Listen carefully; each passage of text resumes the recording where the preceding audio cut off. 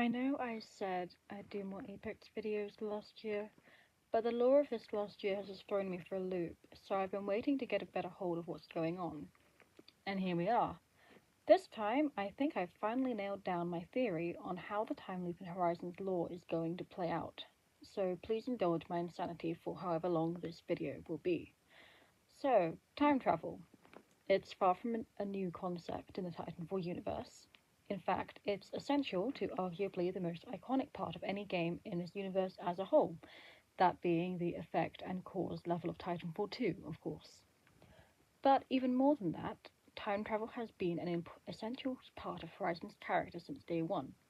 It's the goal that drives her, and as of almost a year ago, it was revealed that she is the one who figured it out in the first place, through some timey-wimey shenanigans, which led to all other time-related events within the lore. Back in her introductory season, Season 7, Respawn created a nice little conclusion to her story without having to drag it out because of the live service game format. This video message is from Horizon herself in her future, which is the timeline's past, and confirms without any doubt that she will make it back home to her correct time and reunite with her son. Simple, right? Well, not quite. The more you start to look into this loop, the weirder it gets. And the last year of lore has only thrown more and more spanners in the works. The way that time travel should work in this universe is in a stable loop, where any actions to affect the past are already expressed in the present. However, any look at these events shows that this is not the case at all. Horizon's video message, for example, can't coexist with the current timeline where she is trapped in space for 87 years. But on the other hand, the existence of the time gauntlet should suggest that there is a loop somewhere, just not quite as neat and tidy as we may like. After a lot of thought and discussion with various Discord friends, I have finally worked out a mostly coherent solution to this with where the lore is right now. Obviously, it's a race against time, haha, before some new information is dropped which will completely disprove this entire theory. For example, between writing the script and recording in a day, Respawn has announced the new launch trailer for the next season, so that's fun. But until then, this is the best I've got. Put in the simplest terms, this theory relies on two things: bootstrapping, as with the current status of the time gauntlet in canon, and multiple loops in timelines.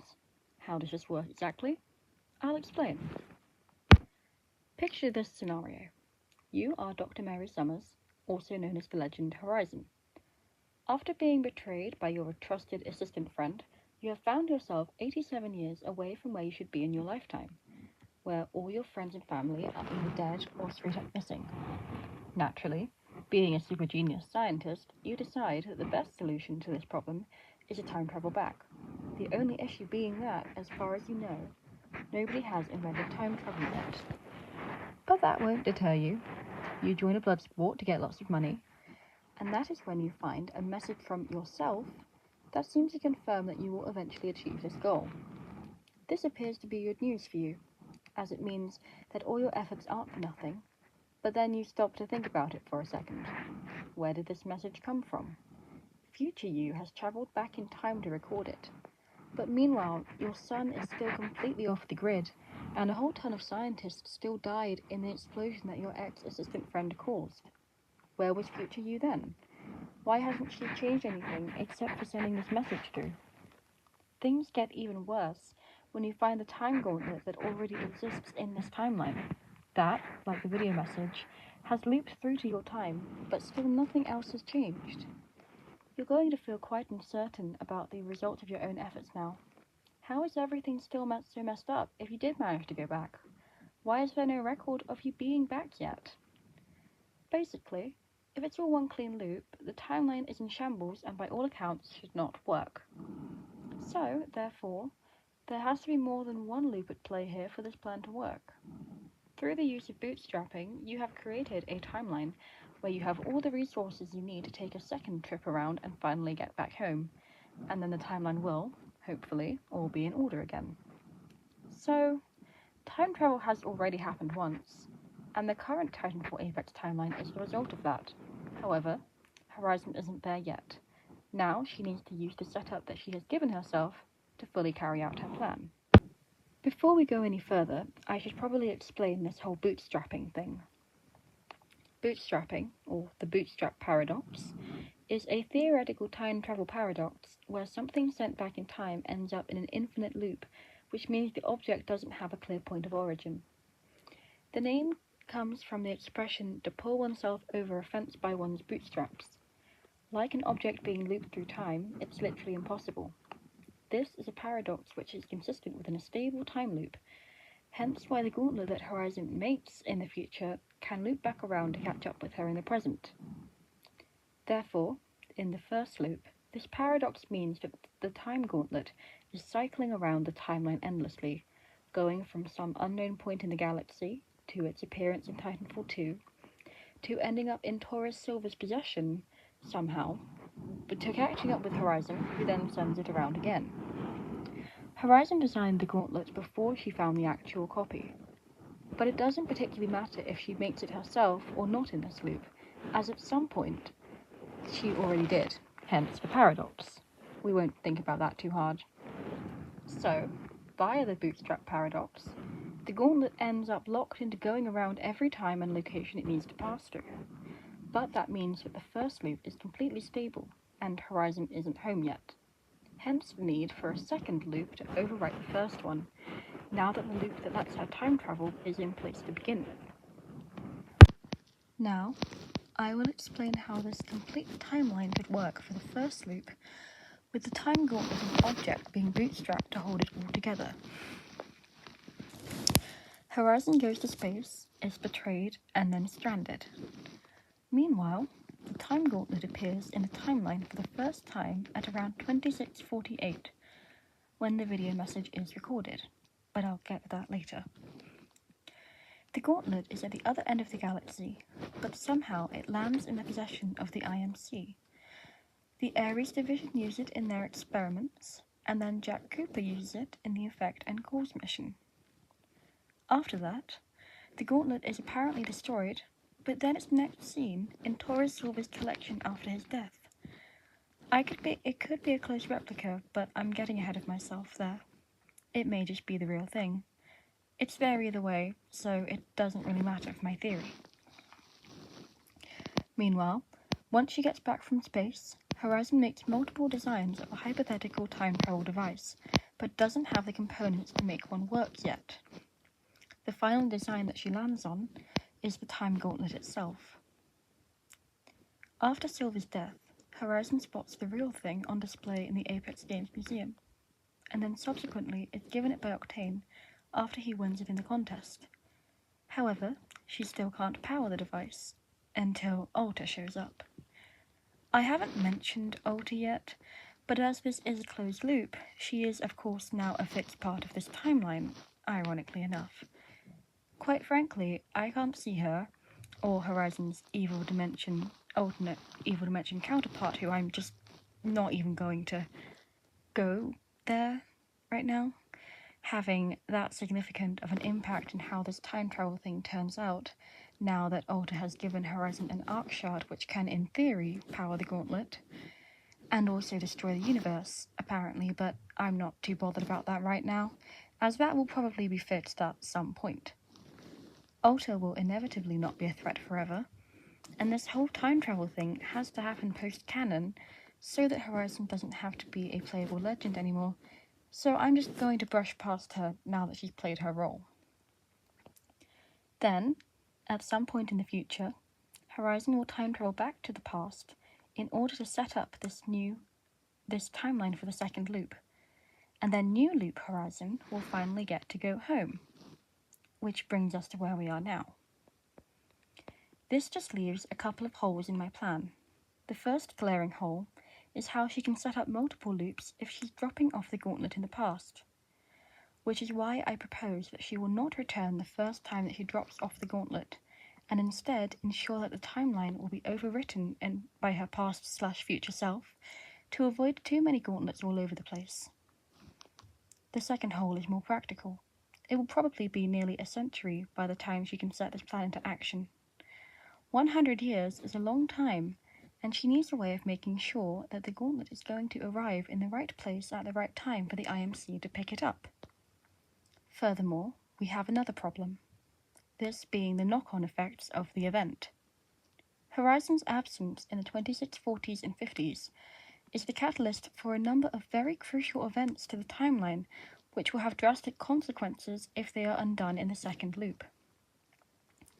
Pathfinder is one consequence of this, as he is thought up by Ashley Reed, who will, for obvious reasons, likely no longer be part of Project Iris in the second loop.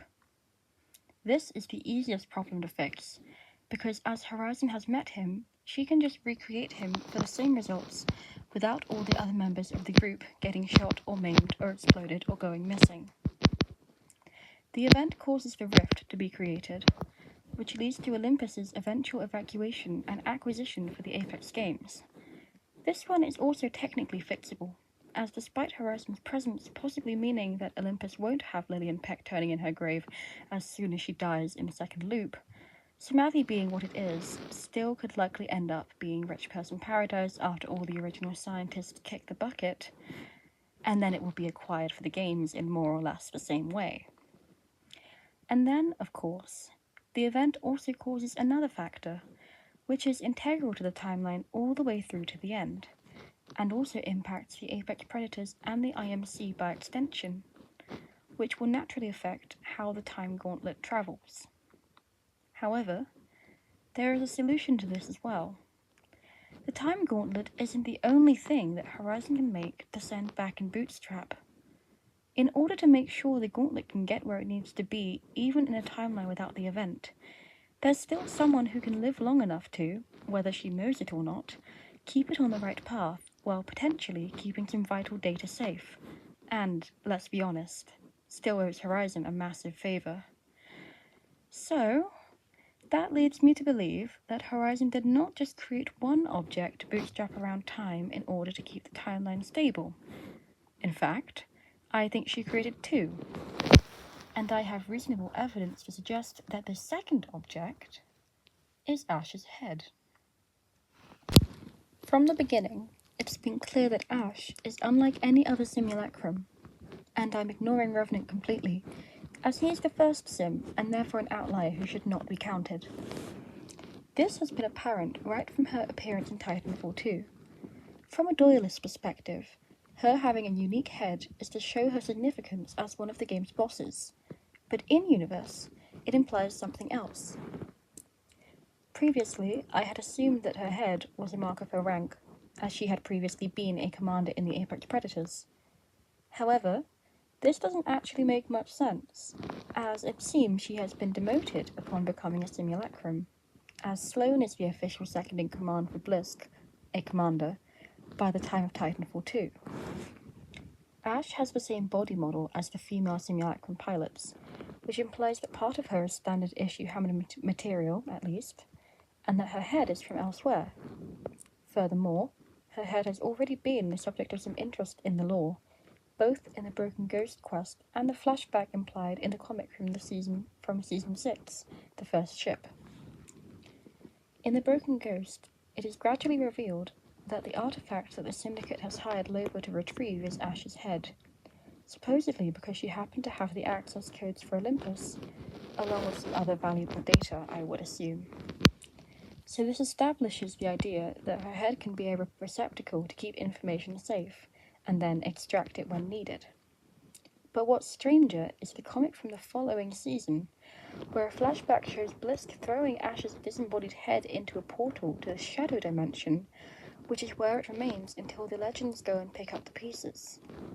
I'll be honest, I still have absolutely no idea why this happened, aside from probably a half-assed attempt to explain what her head was doing there in the first place. But from the information we have, it's likely that this happened because Blisk needed to keep something in her head safe until he could, in theory, come back to retrieve it. Ash seemed on board with it, at least as much as she could have been in her ERS-pilled state, so there must have been some reason to it. I don't think it's too much of a stretch to link this to time travel. After all, Titanfall 2 links the gauntlet explicitly to the fold weapon. If information related to either of those things ended up in Ash's memory, it would make sense to hide it after an entire planet got wiped out from said weapon. Again, I don't know exactly what Blizzard's stake in this would be. Maybe the IMC didn't want the incident to be traced back to them, so he was made to bury the evidence. The comic made it seem more personal, though, so perhaps this theory simply suffers from a lack of information. Maybe losing so many pilots in quick succession did a number on him. Who knows? Whatever it is, something tells me that there's more in her head to stash away than the access code to a city that was still populated at that time anyway. We can't eliminate the possibility that Bliss is in on this loop either. The reason it's not my primary theory for what is going on here is that I can't figure out why he would even bother to get involved in this. He wouldn't have met Horizon at this point, and I have absolutely no idea what he would get out of a deal like this even if he had. On the other hand, he has been shown to know a lot about Ash and Horizon's whole deal, even informing her that Horizon has reappeared, even though he knows Ash won't understand what he's talking about yet. I'm running with the interpretation that he's just being silly and finds the entire drama entertaining, which would mostly explain his actions as he seems to be reasonably amicable towards Ash, even if she doesn't always return the sentiment. However, his direct involvement isn't impossible.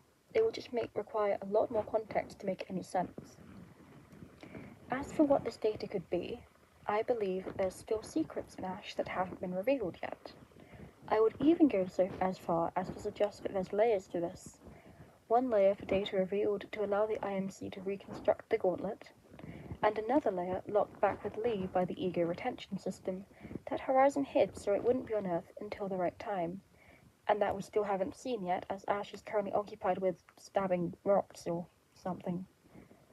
I think this would explain why her head needed to be hidden for a time, and might even point to how the gauntlet ended up in Silver's collection once the Syndicate got her head back and went trawling through her memories to find the Olympus access codes, as this surely would be something of interest to someone. Horizon may have signposted its location so that it would eventually land back into her hands in the first loop.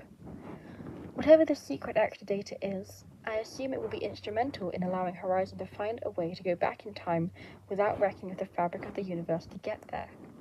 After all, there is a notable similarity between the Gauntlet's function and the phase technology that Ash herself has always been closely associated with. I believe that a mutual solution is both possible and thematically appropriate. Horizon and Ash just need to have an actual real conversation first.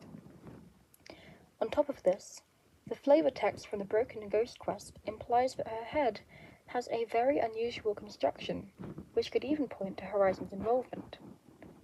Though it is not specified what comprises the crystal matrix that Ash's head is built around, and the external energy source is not specified either, there is only one energy source within Titanfall canon that could power a simulacrum non-stop for 75 years, presumably without need for charging, as she snapped back to life as soon as her head and body were reattached, despite being dormant for years before this point. Though the head components mention a battery array for emergency backup power, as the regular power source is not specified, it is entirely possible that she does run on Branthium. Ashley died literally just as Branthium was first distributed across the Outlands. Though it is unknown how long the simulacrum process takes, it is very unlikely that it is such a long process as to be completed by the time an entirely new energy resource is fully distributed and also integrated into regular use. So if there really is Branthium in her head, it would have almost certainly been put there before it became standard use across the Outlands. I would also argue that this wouldn't have been a later addition when she was patched up by Princeton Dynamics, as the text for the head component states clearly that the structures within the casings are fragile and literally built around this crystal matrix thing, so it seems unlikely that they would have messed with her head too significantly after finding her. Further notes from the text that accompany the parts of Ash's head claims that the design is radically non-standard and may have been shared or borrowed from other designs, all suggesting that there are more than cosmetic differences in the makeup of her head, which seems far more complex than your regular dime-a-dozen simulacrum pilot. And finally, the description of her faceplate. Visage is unique and startling, possibly designed to both ranges of emotional reaction. Care and craft have gone into giving this the appearance of material that is much more fragile than it actually is. That does not sound like the Apex Predators, or indeed how in robotics, style. It's hard to tell what the nature of Horizon and Ash's relationship will be by the end of this timeline, but for my theory to work, they need to be on the same page, so we will go with that. Ash currently has 2 distinct faceplates, so a new one must be created to replicate her original one seen in Titanfall 2, and I'm sure care and craft isn't beyond either of them in this situation. But, you must be saying, this sucks for Ash, right? And you would be right. This would suck for Ash. Except, remember, that if Horizon undoes the event, he also undoes Ash entirely. Though in Loop 1, Ashley of course has to die for Ash to be created, there's not much anyone can do to stop her being impaled, for one. Once Ash's head is bootstrapped, this is no longer the case. Instead, consider this in the second loop. The event does not happen, therefore Ashley does not die. Instead, she retires or goes into hiding, or however she decides to deal with her employers learning that the woman she supposedly murdered is alive and well and safe to home, so their entire plan's basically ruined now. But this also means that Loop 2 Ash, henceforth called Ash B, did not have to suffer for Ashley's failures with demotions and whatever else. Instead, she gets to keep doing her pilot thing, which she genuinely really enjoys, and the Apex Predators get an incredibly dedicated mercenary who never wants to quit her job. Everyone wins, kind of. I would imagine that for the second loop, some liberties could be taken with Ashby's programming, as she no longer has the same purpose that she was originally built for. Her memories would still be wiped, of course, though originally due to the trauma that she experienced messing up the transfer. There may be a practical reason as well, in order to replicate the circumstances that allowed Ash to establish herself as a separate consciousness rather than a carbon copy of Ashley.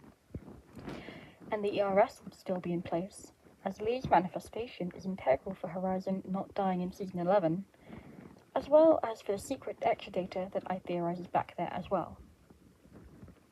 Ash B, existing as a separate entity, may have some knock-on effects within the timeline, but as long as the Syndicate still ends up ruling over the Outlands, she can honestly do what she wants, and the Apex game will still go on in this timeline.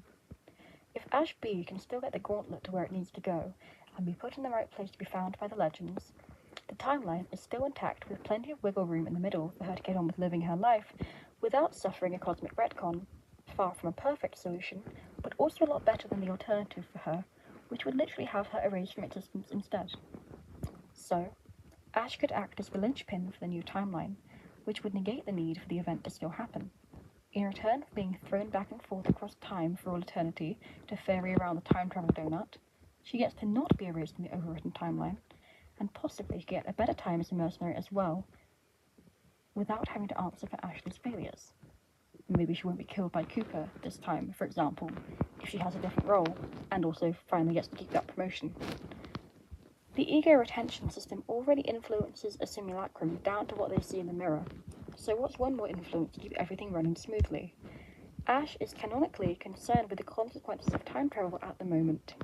If she can get over her very literal self-loathing issue, she may be able to find the solution to her imminent destruction staring her right in the faceplate. So, now that we have all the pieces in place, let's go over the timelines in full. Timeline A precedes the current timeline shown in Titanfall and Apex Legends. This plays out almost exactly the same. Space betrayal, event, Gauntlet is picked up, Titanfall, Ash reassembled by the Legends, Horizon returning, video message, time gauntlet resurfacing, etc. In this version of the timeline, Timeline A, when Horizon works out time travel, she takes back the gauntlet in Ash's head. She drops into the year 2648 to briefly reunite with Newton, which is the origin of the video message, and why he claims to have seen her, despite the adults around him telling him it was just a dream. However, because she needs to set things up, she needs to put everything in circulation for the first loop, so that the timeline can circle back around. So, she first makes sure that Ash's head is included in her construction, and then she goes on a trip to drop off the gauntlet in the right place. Now that the timeline is stable, everything is ready for the second loop. The timeline that Horizon creates by doing this is now Timeline B, the timeline of the current games. because her future self in the previous timeline has made sure she has all the resources to overwrite the timeline, this means that this version of her can actually go back home. Ash A ensures that the gauntlet ends up in the right place for the timeline, and this means that somewhere down the line, she and Horizon B can collaborate on completing this loop. Therefore, Horizon B takes one more trip around to put Ash B, with new programming for the new timeline, and the gauntlet into circulation, and then returns to her family, creating Timeline C and overwriting the current Titanfall canon. Making two separate loops ensures that the timeline does not fall in on itself, as it creates precautions to replace the factors that determine the middle between the start and end of timelines A and B.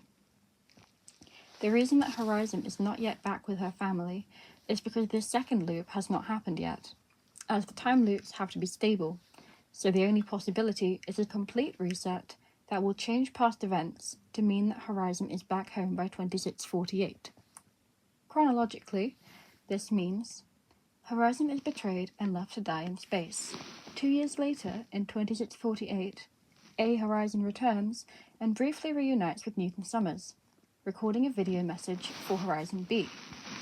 Sometime after this, the time gauntlet appears in a far-off location, and sometime after that, the event happens and Ashley Reed dies. Horizon A returns with Ash's head from the future and integrates it into the conversion process, and then Ash returns to the frontier to do mercenary stuff. At some point, the IMC hires her to retrieve the time gauntlet. I didn't mention this earlier, but it just makes sense for this theory. And then she continues to do pilot stuff until her second death by Cooper. The gauntlet is researched and reconstructed by the Ares division via the data they get from Ash, and then goes missing after the events of Titanfall 2. Ash is rebuilt by Vincent Dynamics, and then at some point, Bliss shows up to hide her head in the Shadow Dimension, presumably because of some data related to time travel or the Fold weapon. Whatever the reason, Horizon and Ash orchestrate it in this way to make sure that her head is safe until the pieces are found by the Legends in the 5th season of the Apex games. Ash is taken by the Syndicate so they can get the data they're after and then discarded, and picked up by Pathfinder, who rebuilds her until she and Bliss reunite in the 6th season of the Apex games. Bliss knows that Horizon B is back by this point, and tells Ash as much, even though she doesn't remember her at this point. Ash goes off to do the arenas for a bit, and meanwhile the gauntlet ends up with Torres Silva. Ash and Horizon reunite, and then Horizon wakes Ash up in the 10th season, unlocking Lee as well as the hypothetical secret data. Horizon B designs the gauntlet and then ends up with the real thing. Alta shows up, and then at some point in the future, Ash A and Horizon B work out how to find a good compromise that means Horizon can go home without Ash ceasing to exist. This happens, Horizon B goes home and creates Timeline C, and Ash B is taken with her at the same time, now as a separate entity from Ashley. Now that Horizon is back, the event no longer happens, but she can still create Pathfinder in Ashley's stead, while Ash B lives out her best pilot life, while also making sure that Gauntlet is still on track for Horizon C, the Horizon retroactively created in this rewritten timeline. In the loop for Timeline C, Horizon C is still betrayed and ends up in the games as normal, but the loop is streamlined so that she still arrives home the same way with less hassle, therefore creating a stable loop for the new timeline. And that's it. It's not a flawless theory by any means, but it seemed like a decent compromise for all parties involved, without the need for the universe to collapse in on itself. I'm eagerly awaiting the moment when Respawn Entertainment decides to personally spite me by dropping some new information into the mix that renders this entire theory obsolete. But until then, I hope this makes some sense as a potential solution for Horizon's problem that also doesn't have the side effect of erasing Ash from existence.